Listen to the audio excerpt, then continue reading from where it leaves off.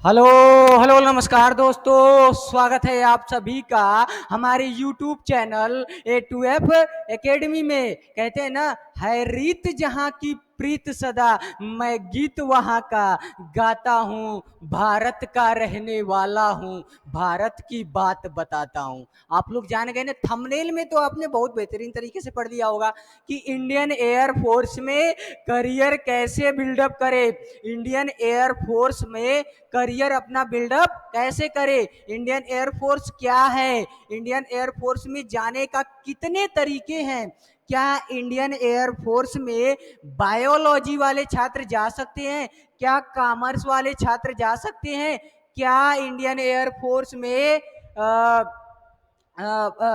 Art वाले जा सकते हैं। इन सभी बातों पर हम विशेष तरीके से अध्ययन करेंगे और विशेष बातों को लेकर के हम बात करेंगे। सबसे पहले मैं बता दूं कि इंडियन एयर फोर्स की स्थापना सन 1932 ईस्वी में 8 अक्टूबर को ब्रिटिश सरकार ने किया था।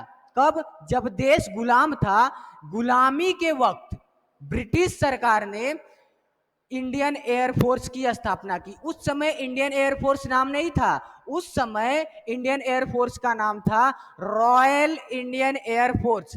जब देश आजाद हो गया तो उस समय जो गंदगी थी, जिसे पाकिस्तान कहते हैं, वो भी भारत से अलग हो रहा था, पाकिस्तान भी भारत से अलग हो रहा था और भारत खुद भी स्वतंत्र देश बन रहा था। तो उस समय इंडियन एयरफोर्स भारत के कब्जे में आया और बाद में उसका जो रॉयल नाम था, जो रॉयल इंडियन एयरफोर्स किसने रखा था? ब्रिटिश सरकार ने। भारत सरकार ने रॉयल शब्द को हटा दिया और उसका नाम क्या पड़ गया? Indian air force.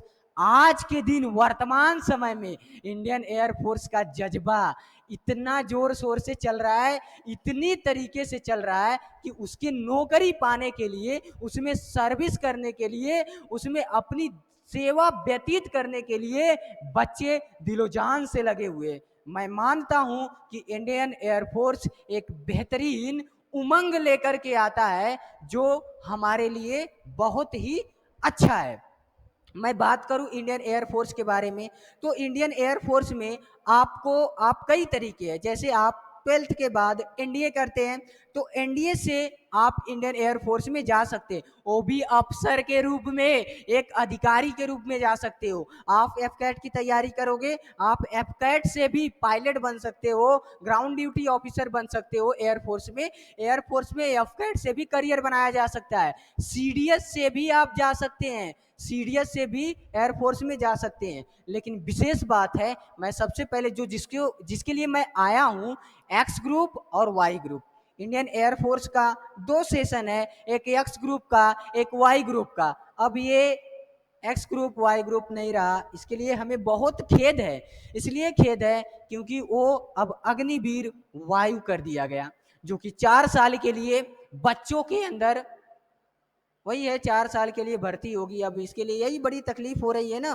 लेकिन फिर भी क्या करें, उसमें भारत सरकार ने एक मौका दे दिया है, एक बात बता दी है। वो जानते हैं क्या है? कि 25% जो बच्चे जो डेडिकेशन के साथ, जो बेहतरीन तरीके के साथ एयरफोर्स में काम करेंगे, अपना फुल जोश के साथ उसमें काम करेंगे, उन बच्चों को इंडियन एयरफोर्स नहीं निकालेगी, उन बच्चों को इंडियन एयरफोर्स नहीं निकालेगी, उन बच्चों को बाद में चल के परमानेंट कर दिया जाएगा और वे बच्चे परमानेंट ही जॉब करेंगे और अपने सपने को साकार कर सकते हैं इंडियन एयरफोर्स में।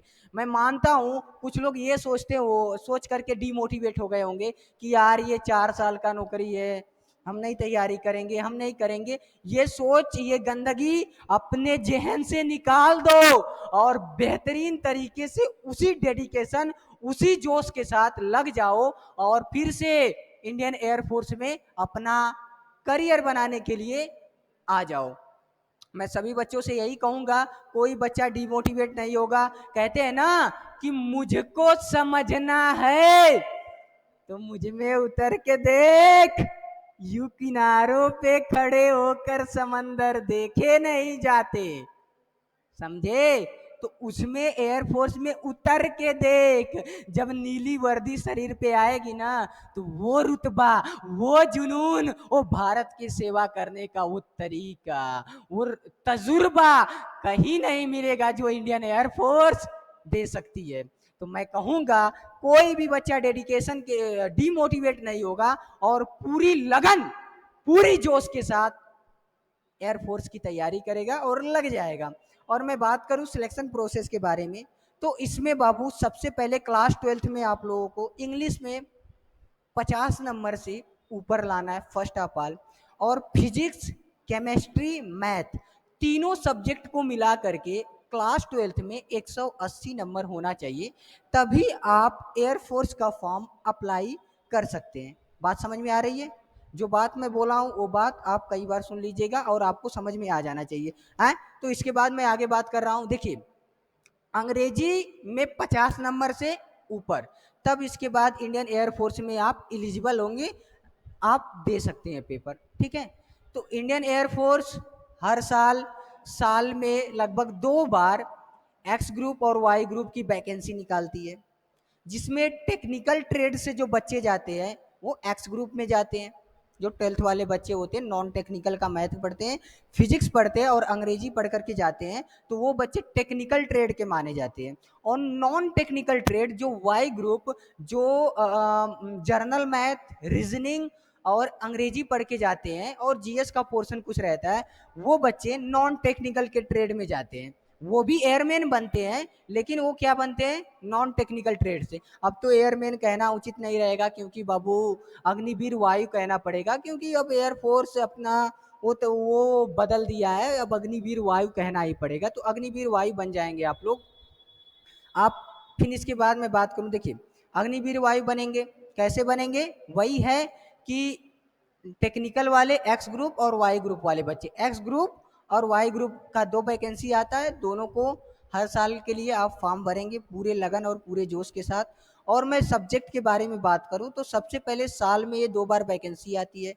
फर्स्ट बार ये पेपर होता है, जब पेपर होता है वो, तो उसमें आपको, जो अगर मान लीजिए एक्स ग्रुप के बच्चा है, वाई ग्रुप का बच्चा है, जो दोनों बोथ भरा है, और जो केवल एक्स ग्रुप बना है, जो केवल वाई ग्रुप भरा है, उसके लिए मैं बात करता हूँ। देखिए, जो एक्स ग्रुप भरा है बच्चा, एक्स ग्रुप के लिए बता रहा हूँ, एक्स ग्रुप में आपको 30 नंबर का रागा नाम का पोर्शन आएगा, जिसमें आपको जीएस पोर्शन रहेगा, जिसमें आपको रीजनिंग रहेगी, जिसमें आपको मैथ रहेगा, और बहुत सारे साइंस के भी कुछ क्वेश्चंस रहेंगे, तो कहीं ना कहीं उसमें पूछे जाएंगे। तो आप बेहतरीन तरीके से रागा नाम का जो 30 नंबर का पोर्शन है उसको आप कवर करेंगे। फिर इसके बाद अंग्रेजी का जो पेपर होता है वो करीब 20 नंबर का होता है, जो कॉमन होता है एयरफोर्स और एक्स ग्रुप और वाई ग्रुप दोनों के लिए कॉमन होता है। अगर आप जो एक्स ग्रुप वाले देते हैं अंग्रेजी का पेपर, वही वाई ग्रुप वाले देते हैं अंग्रेजी का पेपर, तो आप अंग्रेजी का पेपर दीजिएगा, 20 नंबर का होता है, और जिसमें से कम कंपलसरी होता है कि आप 9 नंबर से ऊपर लेकर के आए, तभी आप एक्स इंग्लिश में पास होते हैं। और कहीं ना कहीं आप रागा पोर्शन में भी अच्छे स्कोर करेंगे, तभी इसके बाद आपको आगे मौका मिलेगा कुछ करने का। फिर इसके बाद जो टेक्निकल वाले बच्चे होते हैं, टेक्निकल वाले बच्चों के लिए बात करें तो वो 25 नंबर का फिजिक्स करते हैं, 25 नंबर का मैथमेटिक्स करते हैं, जो नॉन टेक्निकल का होता है, 11th-12th का मैथ होता है वो आता है, और 20 नंबर का अंग्रेजी आता है। अच्छा खासा पेपर करवाती है इंडियन एयरफोर्स। आप लोग पेपर दीजिएगा, बेहतरीन तरीके से आपको पता चलेगा। और पेपर देने के बाद मैं यही कहूँगा, पेपर देने के बाद बाबू आप लोग तुरंत, पेपर देने के बाद, देखिए एक्स ग्रुप वाई ग्रुप सबका पेपर बोथ भरिएगा, बोथ का पेपर देने के बाद तुरंत उसी डेडिकेशन के साथ, उसी लगन के साथ आप लोग लग जाएंगे, किसमें किसमें लग जाएंगे जानते हैं? सेकेंड फेज के लिए। आप सेकेंड फेज के लिए लगेंगे, कैसे लगेंगे सेकेंड फेज के लिए? आप तुरंत रनिंग करना स्टार्ट कर देंगे। क्या करना स्टार्ट कर देंगे बाबू? रनिंग करना। इसमें 6.5 मिनट में 1600 मीटर की दौड़ होती है। अगर आपका कानपुर सेंटर है, अगर आपका असम है, जोधपुर में है, तो इन इन सभी जगह पे, इन सिलेक्शन सेंटरों पर रोड पर दौड़ाते हैं और आपको 6 मिनट 30 सेकंड देते हैं, उससे ज़्यादा समय नहीं मिलती है। रनिंग में बहुत सारे बच्चे इस साल फेल हुए अग्निवीर वायु में, तो मैं यही कहूँगा कि रनिंग आप लोग बेहतर तरीके से कर लीजिएगा। पुशअप में भी छांट रहे हैं बाबू, पुशअप मारने का तरीका, आपका जो पीठ नहीं उठना चाहिए, पहलवानों जैसा पुशअप नहीं होना चाहिए, आपका एक बढ़िया पुशअप होना चाहिए। स्क्वाट्स भी उठक बैठक अच्छा होना चाहिए, और सिटअप जो करते हैं, सिटअप भी 10 है, सिटअप भी बढ़िया होना चाहिए। अगर आप पीएफटी फिजिकल फिटनेस टेस्ट अगर पास कर ले रहे हैं तो आपका एसआरटी होगा। एसआरटी में आपको 45 नंबर का क्वेश्चन दिया जाएगा, और जो नॉर्मल नॉर्मल क्वेश्चन रहते हैं, जैसे कि कोई सिचुएशन दे देगा, उसका आंसर आपको, उसमें सभी आंसर सही रहते हैं। अब मैं देखिए, सबसे मैं अपना अनुभव बता रहा हूँ, मैं खुद एयरफोर्स का पेपर दिया हूँ, एसआरटी में दिया हूँ। तो उसमें क्या होता है बाबू, आप 45 ही क्वेश्चन कर लो, टोटल 45 क्वेश्चन कर लो, एक भी क्वेश्चन छोड़ना मत, आप पास हो जाएंगे। क्योंकि उसमें आपकी सोच देखी जाती है कि आपकी सोच कितनी है। उसमें रीजनिंग के भी क्वेश्चन आते हैं, आप कर लीजिएगा। फिर इसके बाद आपका एसआरटी होने के बाद आपका जीडी होगा।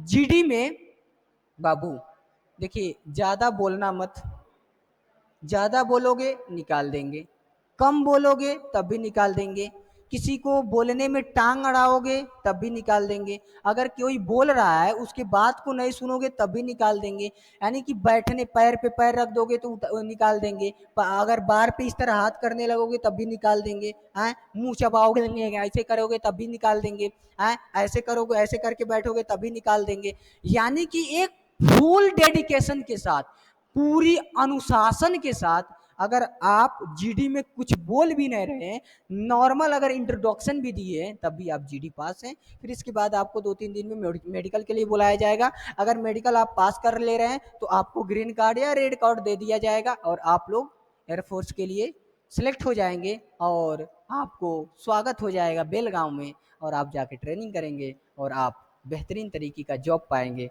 और वो नीली वर्दी जो शरीर पे आ जाती है ना, तो क्या बताया जाए, क्या रुतबा रहता है। तो मैं यही कहूँगा कि मेरा चैनल A2F एकेडमी हर तरीके से आपके साथ जुड़ा हुआ है, और हर एक बात आपको लेकर के आएगा। जो जो इन्फॉर्मेशन, जो जो वैकेंसी, देखिए वैकेंसी अगले महीने में आने वाली है, वैकेंसी अगले महीने में आएगी। वैकेंसी का क्या क्या प्रोसेस है, जैसे ही आएगा आपको बता दिया जाएगा।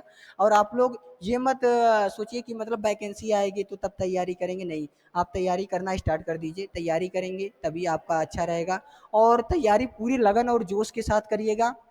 और कहते हैं ना, गुरु गोविंद सिंह ने कहा था कि चिड़िया देनल बाज लड़ावा, चिड़िया देनल बाज लड़ावा, गीदड़ा नु मैं शेर बनावा, 1.25 लाख देनल एक लड़ावा, ता गुरु गोविंद नाम कहावा। कहते हैं ना, उनके बातों पर चलिएगा। एक दिन भी अगर कंटिन्यू अगर आप प्रयास कर रहे हैं ना, तो सफलता आपके हाथ में है, कोई रोक नहीं सकता है। अगर यही है कि कंटिन्यूटी नहीं आपके अंदर रहेगी ना बाबू, तो दुनिया का कोई ताकत आपको, वो तो कभी जिंदगी में सिलेक्ट नहीं होंगे। कंटिन्यू बनाए रखिए, ये नहीं है कि अब सोचेंगे कि यार 10 दिन एग्जाम है, चलो अब तैयारी कर लेते हो जाओगे, कुछ उखड़ने वाला नहीं है ना। इतना समझ लेना, अच्छे से तैयारी करो, अच्छे से पास करो। और इसी चैनल पे हर एक चीज़ मिलेगा, चैनल से जुड़े रहो। और वीडियो अच्छा लगा तो कमेंट सेक्शन में यही लिखना कि सर मज़ा आ गया। और नेक्स्ट वीडियो के लिए अगर जिस टॉपिक पे आप चाहते हैं वीडियो, तो आप कमेंट कर दीजिए, मैं उस टॉपिक पे बनाने की कोशिश करूँगा। तब तक के लिए जय हिंद, धन्यवाद, बहुत बहुत बाय।